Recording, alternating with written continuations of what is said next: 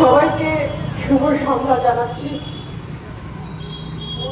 উপস্থিত বিশিষ্ট সমাজসেবী এবং ভারতীয় মজদুর সেলের district president Rajkumar Mondal, convener Rakesh Saha, সোনারপুরের district president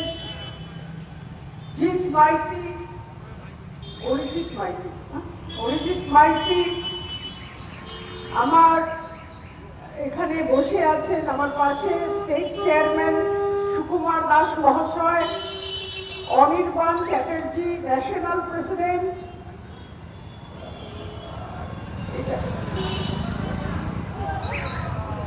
Soumyashankar Ghosh state president, Arman Ganguly national vice president, Manotosh Deb state general secretary,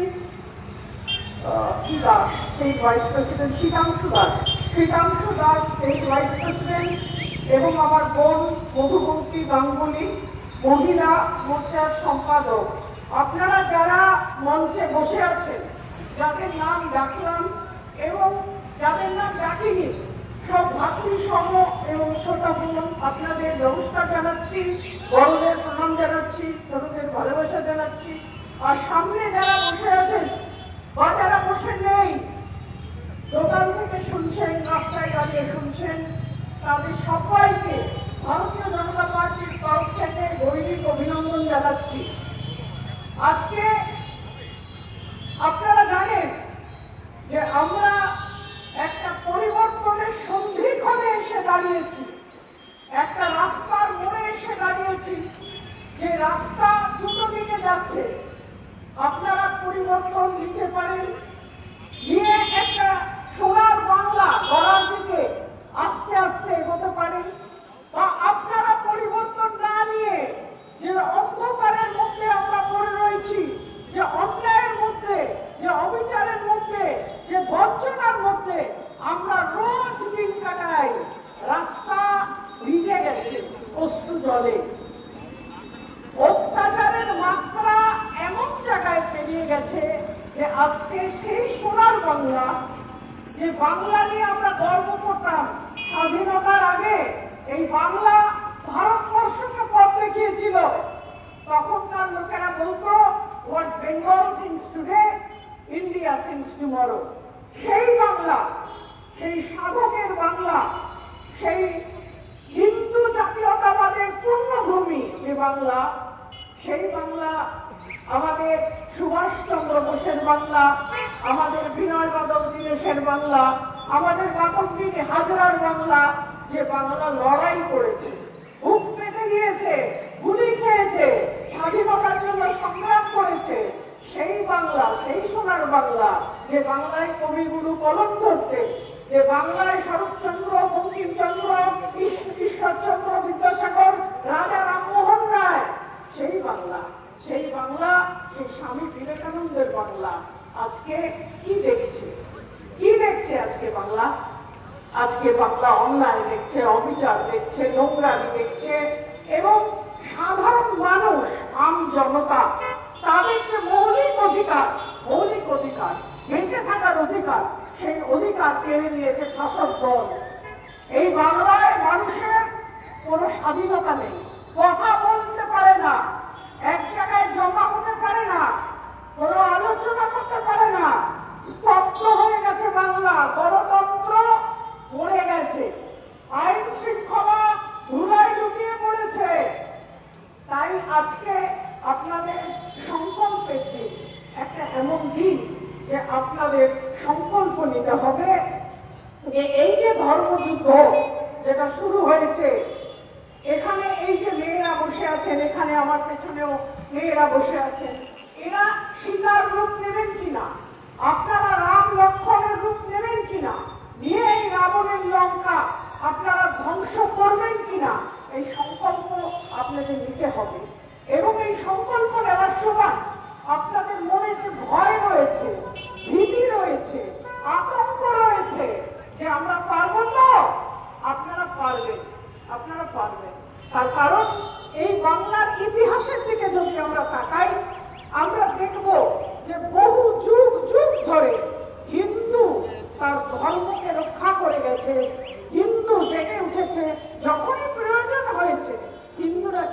বাইরে বেরিয়ে তাদের অস্তিত্ব রক্ষা করেছে। আজকে আপনারা জানেন যে এই ভারতবর্ষে মোহাম্মদ ঘড়ি এসেছিলেন, মোহাম্মদ গাজনি এসেছিলেন, মুঘল সাম্রাজ্য এসেছিল, ব্রিটিশরা এসেছিল, কিন্তু হিন্দুরা কি নেই? হিন্দু ধর্ম কি নিজেদের অস্তিত্ব এই সংকট থেকে বের করে আনতে পারেনি? নিশ্চয়ই পেরেছে, আজকেও পারবে, আপনারাও পারবেন। এই একটা আঙ্গুল, আমি যেখানেই যাই আমি বলি, এই একটা আঙ্গুলের সাহায্যে আপনারা পরিবর্তন আনতে পারবেন।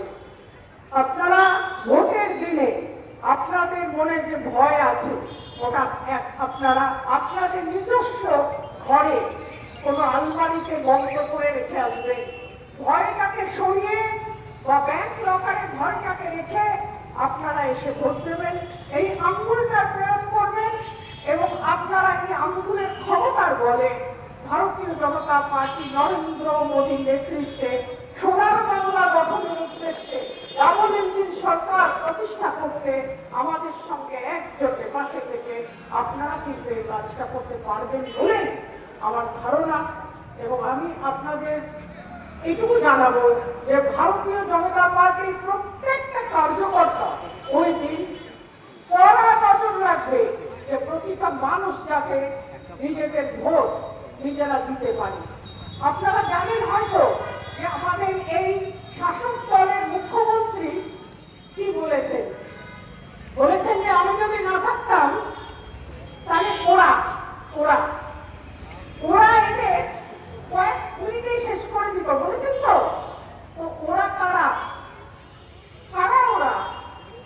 আর আমরা কি এতই দুর্বল যে কেউ চাইলেও আর আমাদের শেষ করে দিতে পারবে?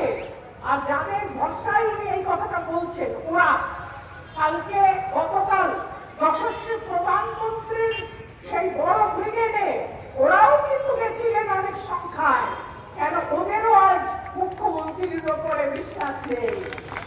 আর একজন সাংসদ যিনি কয়েক টাকার লিপস্টিক বিক্রি করেন পার্লামেন্টের সংসদের পাসওয়ার্ড দিয়ে দেওয়ার জন্য, তিনি কি বললেন যে যদি তৃণমূল না করো তাহলে তুমি বাঙালি নও, বলেছেন তো।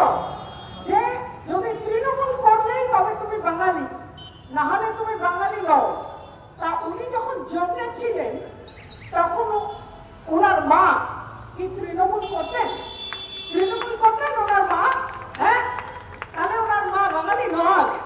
হ্যাঁ, এই বাংলা যখন একটা শহীদ ভূমি হয়ে গেছিল, সুভাষচন্দ্র বোস যখন আজাদ হিন্দ গঠন করেছিলেন তখন উনি তৃণমূল করতেন না। তা ভাই উনি বাঙালি নন? বিনয় বাদল দীনেশ বাঙালি নন? মাতঙ্গিনী হাজরা বাঙালি নন? ক্ষুদিরাম বোস বাঙালি নন? উনার নিজের মা নিজের বাবা বাঙালি নন? উনি আজকে জন্মে বলছেন যে তৃণমূল করতে হবে বাঙালি হতে গেলে। লজ্জা করে না? লজ্জা করে না? এই বাংলার মানুষ বুঝিয়ে দেবে।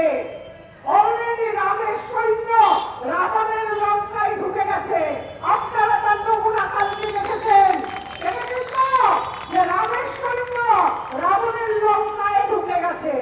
রাবণের লঙ্কা এখন জ্বলছে, পালাই পালাই পালাই পালাই রং উঠেছে চারদিকে। আর এই পুলিশ প্রশাসন বলছে ক্ষমা কর, আমাদের ছেড়ে দে, আমাদের বাঁচতে দে, আমাদেরও পরিবর্তন দরকার। পুলিশ প্রশাসনের হোমগার্ড থেকে, সাব ইন্সপেক্টর থেকে, কনস্টেবল থেকে, ইন্সপেক্টর থেকে, ডিএসপি থেকে, গ্রিন পুলিশ থেকে, সিভিক পুলিশ থেকে বলছে যে আমরা রাবণের রাজত্বে থাকতে চাই না। কবে রামের সৈন্য দখল নেবে? কবে আমরা মুক্তি পাবো? সুতরাং মমতা বন্দ্যোপাধ্যায়, আপনার কাউন্টডাউন শুরু হয়ে গেছে, আপনার কাউন্টডাউন শুরু হয়ে গেছে। আপনার রাবণের লঙ্কায় রামের সৈন্য ঢুকে পড়েছে, আপনার রাবণের লঙ্কা জ্বলছে। অনেক আপনাদের মন্ত্রী জেলে গিয়ে জেলের ভাত খেয়েছে। বাকি যারা আছে আপনারা পাকিস্তানে যাওয়ার জন্য তৈরি হয়ে যান। আপনাদের এই রাজনৈতিক নৌকো ডুবতে চলেছে। এই রাজনৈতিক নৌকো বাঁচাবার মতো আপনাদের কিন্তু ক্ষমতা নেই। জনজাগরণের মাধ্যমে বাংলা জেগে উঠেছে, যে বাংলাকে আপনারা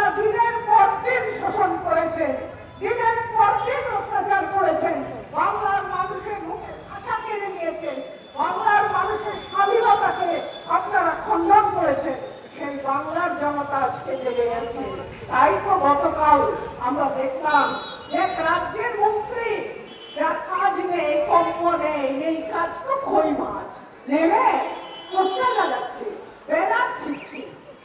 আমাদের রামেশ্বরীয় জবাব দিয়েছে তো জবাব। রাম কিন্তু ঢুকে গেছে লঙ্কায়। এখন রাবণকে তৈরি হতে হবে এই শিক্ষা পাওয়ার জন্য। আপনারা কি জানেন যে এই পশ্চিমবঙ্গে 2,64,00,000 ছেলে মেয়ে বাইরে চলে গেছে। বেকারত্ব এতই বেশি। কেন বেকারত্ব? আপনাদের কি কখনো মনে এসছে আজকে ভারতীয় জনতা পার্টির এই যে মজদুর সেলের এই আয়োজন, এরা আরো ভালো বলতে পারবেন যে বিগত 34 বছর যখন বাম সাম্রাজ্য এখানে ছিল, তখন কলকারখানা কিভাবে নষ্ট হয়েছে, বন্ধ হয়েছে, এবং কিভাবে শ্রমিকদের উপর অত্যাচার করেছেন এই বামেরা, যারা শ্রমিকদের পাশে দাঁড়ানোর নাড়া দেয়। আজকে বুদ্ধবাবু যতদিন ছিলেন বলতেন যে কৃষি আমাদের বর্তমান, শিল্প আমাদের ভবিষ্যৎ। একটাও শিল্প আসেনি, একটাও আসেনি। আর 2011 সাল থেকে 448টা ক্লাসিফাইড ইন্ডাস্ট্রি আর 7,000-এর উপরে আনক্লাসিফাইড শিল্প এখান থেকে চলে গেছে। বড় বড় শিল্প যখন চলে যায় তখন সাপ্লাই ডিমান্ড চেইনে অসুবিধা হয়, তাদের ছোট ছোট ব্যবসাদারদের কাজ করতে প্রচুর অসুবিধা হয়। আজকে শিল্প নেই এবং শিল্প শূন্য এই অঞ্চলকে বলা হয় Paschimbanga is a no go zone, অর্থাৎ পশ্চিমবঙ্গে শিল্প নিষিদ্ধ। এখানে কোনো শিল্প আসবে না, আসলে কাটমানি চাইবে, কমিশন মানি চাইবে, মালটা ঢুকিয়ে দেওয়ার জন্য জোড়াজুড়ি করবে, দেওয়াল ভেঙে দেবে, ফ্যাক্টরিকে আক্রমণ করবে। কোন শিল্পপতি এই রিস্ক নিয়ে পশ্চিমবঙ্গে আসবে বলুন তো? তাই যদি শিল্প আনতে হয়, যদি ব্যবসা বাণিজ্য মুখ দেখতে হয়, যদি ভালো থাকতে চান, যদি উন্নয়ন আপনার ঘরের মধ্যে আসবে এটা যদি কল্পনা করেন, তাহলে যশস্বী প্রধানমন্ত্রী নরেন্দ্র মোদীদের হাত ধরে ডাবল ইঞ্জিন সরকার, ভারতীয় জনতা পার্টির সরকার, স্বচ্ছতা সমতাওয়ালা সরকার এই পশ্চিমবঙ্গে আপনাকে নিয়ে আসতে হবে। আপনারা হয়তো জানেন না যে যখন বামফ্রন্ট আমাদের ছেড়ে গেছিল, তখন আমাদের মাথার উপরে 2 লাখ কোটি টাকার একটা ঋণ চাপিয়ে দিয়ে গেছিল। আজকে সেই ঋণের বোঝা হচ্ছে 8 লাখ কোটি টাকা। কেন জিজ্ঞেস করুন? আপনাদের কি কোনো জীবনযাত্রা মানের উন্নতি হয়েছে? আপনারা কালকে যা ছিলেন আপনি কি আরো ভালো আছেন? এই না। তাহলে 2 লাখ কোটি টাকা 8 লাখ কোটি টাকা ঋণের বোঝা কি করে এলো? এবং আজকে যদি একটি সন্তান জন্মগ্রহণ করে বাংলার কোন জায়গায়, 80,000 টাকার ঋণ মাথায় নিয়ে জন্মগ্রহণ করবে। সাধারণ মানুষ অনেকবার আমার কাছে জানতে চায় যে দিদি, এই যে আমাদের মাথায় ঋণের বোঝা, কই আমরা তো বুঝতে পারি না, আমাদের কাছে তো কেউ ঋণ উসুল করতে টাকা চায় না, আমরা তো নর্মালি থাকি, খাই দাই, তো ঋণ এত বাড়লো কিভাবে?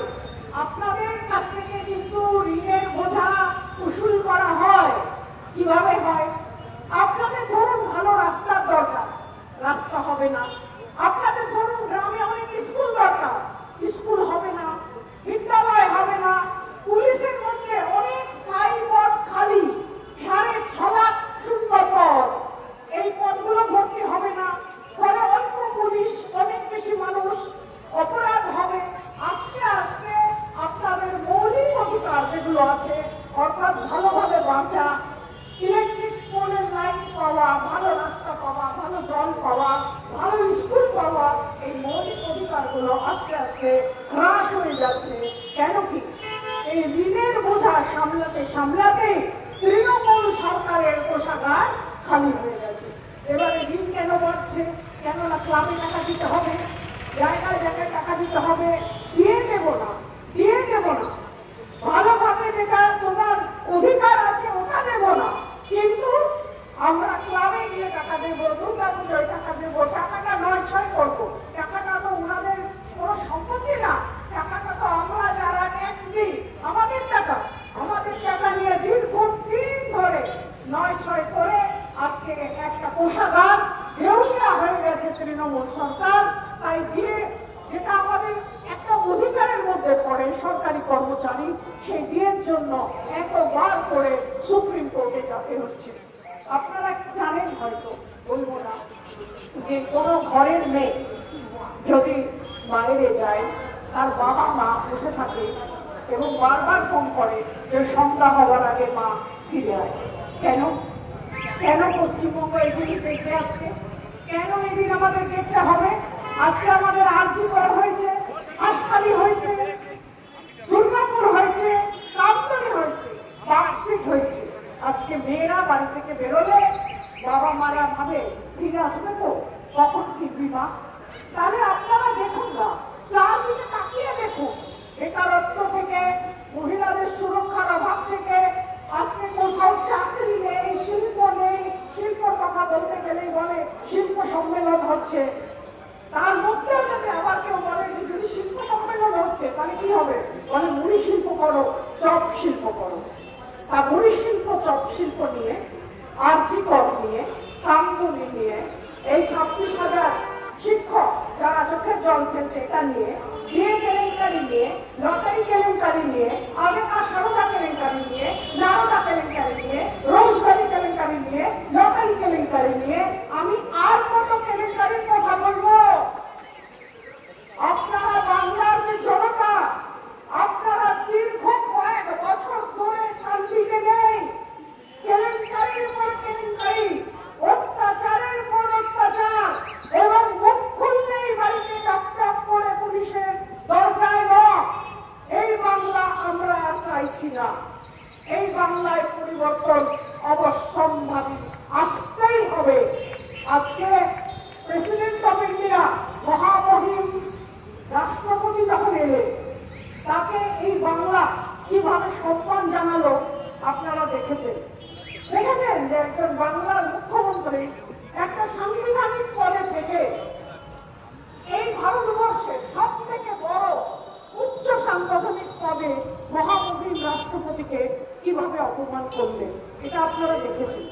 গতকাল নরেন্দ্র মোদীজির সভায় ব্রিগেডে কিভাবে পোস্টার লাগিয়ে, ব্যানার লাগিয়ে, মানুষকে আটকে মারামারি করে হসপিটালে পাঠিয়ে কিভাবে জঘন্যভাবে গণতন্ত্রের গলা টিপে হত্যা করতে চেয়েছেন আপনারা দেখেছেন। গণতন্ত্র মানে কি? গণতন্ত্র মানে কি? আমি তো একটা রাজনৈতিক আদর্শকে সম্মান নাও জানাতে পারি, বলতে তো পারি যে না আমি তৃণমূলের সঙ্গে যাব না, বলতে পারি তো হ্যাঁ কি না? হ্যাঁ না না বলতে পারি তো যে তৃণমূলকে আমার পছন্দ না, তৃণমূলের সঙ্গে যাব না। তার মানে কি আমি অপরাধী? তার মানে কি আমার বাড়িতে পুলিশ আসবে? তার মানে কি আমি ভালোভাবে রাস্তায় চলতে পারবো না, ফিরতে পারবো না? এই সমাজ ব্যবস্থা অবক্ষয়ের পথে চলে গেছে।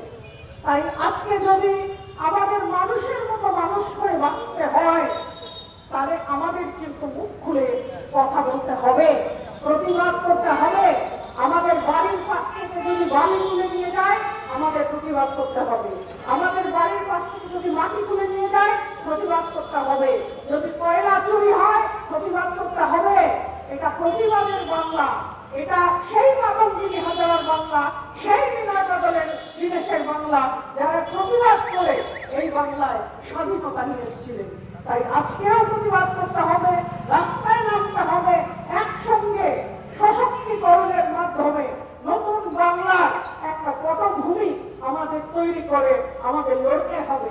তাই আপনাদের সবার কাছে আজকে আমি অনুরোধ করব যে আজকে আপনারা একটা সংকল্প নিন যে এই যে ধর্মযুদ্ধ শুরু হতে যাচ্ছে, এই ধর্মযুদ্ধে আপনারা আমাদের সঙ্গে আছেন তো? হ্যাঁ কিনা? আছেন তো? বলুন ভারত মাতা কি, ভারত মাতা কি, ভারত মাতা কি। বড় ধর্মযুদ্ধ শুরু হচ্ছে, আপনার অধিকারের যুদ্ধ, আপনাদের স্বাধীনতার যুদ্ধ।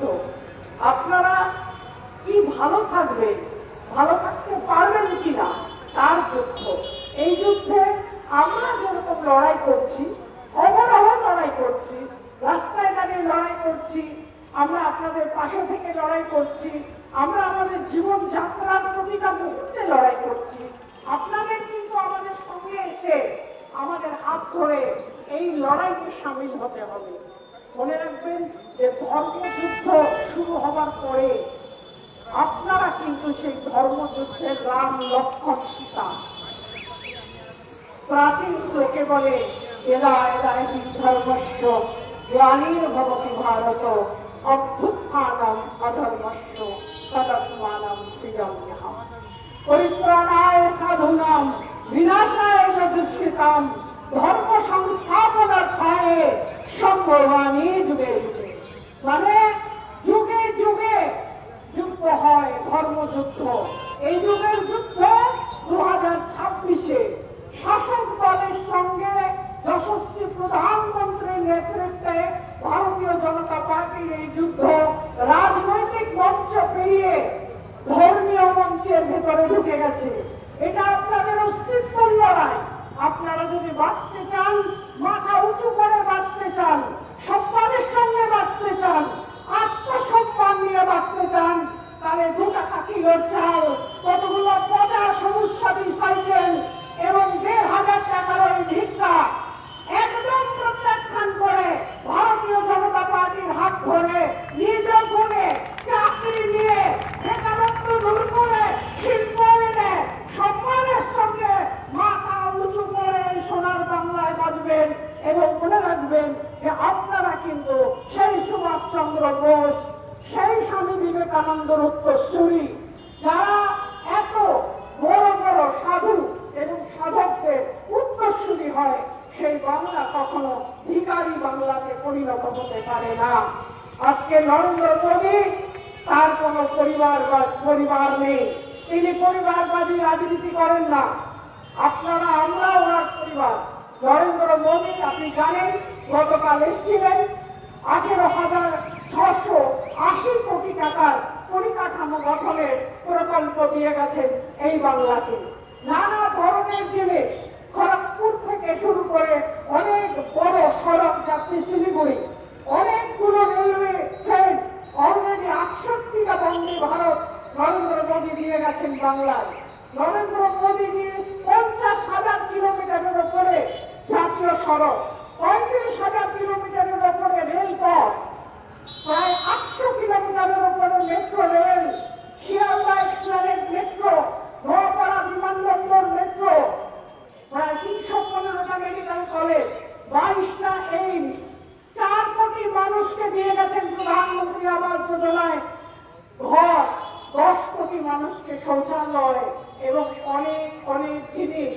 এবং আপনারা কোভিডের সময় দেখেছেন যে নরেন্দ্র মোদীজি কিভাবে আপনাদের ফ্রিতে ভ্যাকসিনেশন দিয়ে আপনাদের প্রাণ বাঁচানোর চেষ্টা করেছেন। শুধু তা না, 80 কোটি মানুষকে রেশনও দিয়েছেন নরেন্দ্র মোদী বিপদের সময়। যখন পুলওয়ামা আক্রমণ হলো, বালাকোট এয়ার স্ট্রাইক করে পাকিস্তানকে জবাব দিলেন। যখন পেহেলগাম হলো, অপারেশন সিন্দুর দিয়ে জবাব দিলেন। এই জবাব আর কেউ দিতে পারবে? রাহুল গান্ধী দিতে পারবে? মমতা বন্দ্যোপাধ্যায় দিতে পারবে? পারবে? যখন মমতা বন্দ্যোপাধ্যায় বলছেন যে আমি সরে গেলে ওরা এসে আপনাদের দেখে নেবে, ওই ওরা ওরা ওরা ওরা আজকে গিয়ে ভারতবর্ষের সুরক্ষাকে একদম বজায় রেখে কিছু করতে পারবে? আজকে মাথার উপরে যদি চাইনিজ প্লেন ঘোরে, চায়না যদি আক্রমণ করে, পাকিস্তান যদি আক্রমণ করে, আমাদের রক্ষা করবেন একমাত্র নরেন্দ্র মোদী।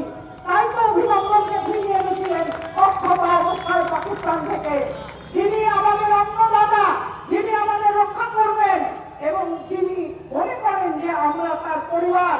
সেই যশস্ব নরেন্দ্র মোদী আজকে নারীর নেতৃত্বে উন্নয়নের জন্য চেষ্টা করে যাচ্ছেন অহরহ। নারীর উন্নয়ন, নারীর সুরক্ষা, নারীর নেতৃত্ব উন্নয়ন নরেন্দ্র মোদীর অন্যতম কাজ। আজকে সেই নারী শক্তিকে আমি আহ্বান জানাচ্ছি যে আপনারা মেয়েরা মায়েরা ভোটের দিনে সকাল সকাল গিয়ে আপনারা ভোট দেবেন, একসঙ্গে যাবেন এবং ভোট দিয়ে ফিরে এসেই তবেই গ্যাসের উনুন জ্বালাবেন। আগে আপনাদের মৌলিক অধিকার, যেটা আপনাদের জীবনের যে পরিবর্তনের যে চাবিটা, সেই চাবিটা ঘুরিয়ে আপনাদের নিজেদের জীবনে আপনাদের পরিবর্তন আপনাদেরই আনতে হবে। আমরা শুধু সঙ্গে থাকবো, পাশে থাকবো। ভারত মাতা কি, ভারত মাতা কি, ভারত মাতা কি।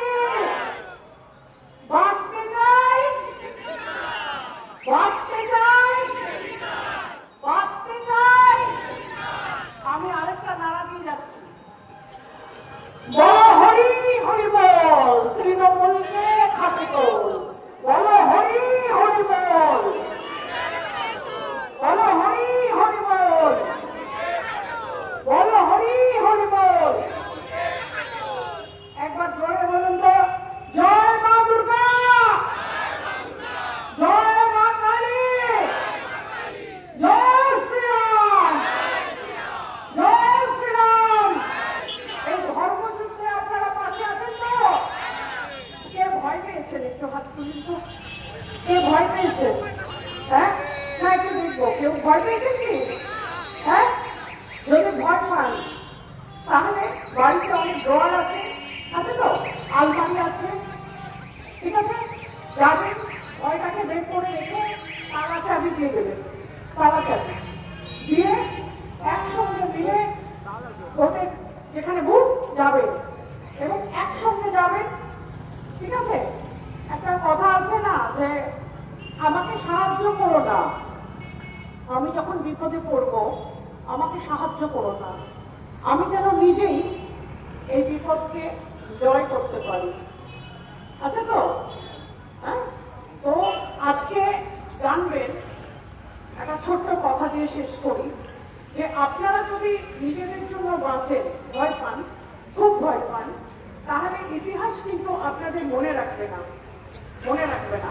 যখন আপনারা ঘর থেকে বেরিয়ে আসবেন, রণংদেহী মূর্তি ধারণ করবেন, মা দুর্গা মা কালীর মূর্তি ধারণ করবেন এবং বলবেন যে লড়াই করে আমি এই পাপকে বিনাশ করব এবং এই পৃথিবীর বুকে আমি ধর্মকে প্রতিষ্ঠা করব, তখন সেই লড়াইয়ের মাঝখানে আপনি অনেকের জন্য লড়ছেন, একার জন্য নয়, এবং ইতিহাস তখন স্বর্ণ অক্ষরে আপনার নামটা লিখবে যে হ্যাঁ, একদিন বাংলার বুকে তিনি লড়াই করেছিলেন।